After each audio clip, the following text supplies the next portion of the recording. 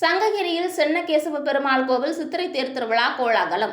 சங்ககிரியில் சென்னகேசவ பெருமாள் திருக்கோவில் தேர் திருவிழா நேற்று விமரிசையாக நடந்தது. இதில் திரளான பக்தர்கள் கலந்து கொண்டு வடம் பிடித்து தேர் இழுத்தனர்.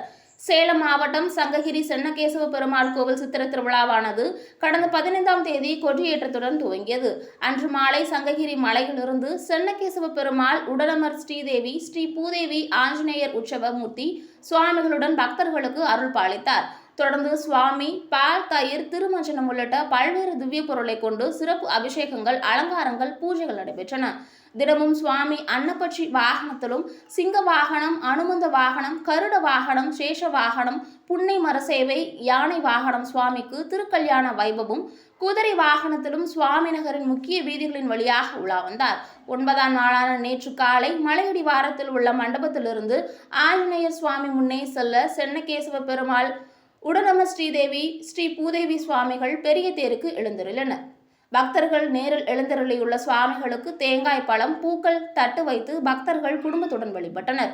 அதன் பிறகு மாலை 5:30 மணியளவில் சேலம் மேற்கு மாவட்ட திமுக செயலாளர் TM செல்வ கணபதி தலைமையில் மாவட்ட திமுக அவைத்தலைவர் தங்கமுத்து, சங்ககிரி பேரூராட்சி மன்ற தலைவர் மணிமொழி, பேரூர் திமுக செயலாளர் முருகன், பேரூர் துணைத் தலைவர் அருண் பிரபு உள்ளிட்ட ஏராளமான கட்சி பிரமுகர்கள், தொழில் அதிபர்கள் கலந்து கொண்டு தேரை வடம் பிடித்து இழுத்தனர். இதில் ஏராளமான பக்தர்கள் மற்றும் பொதுமக்கள் கலந்து கொண்டனர்.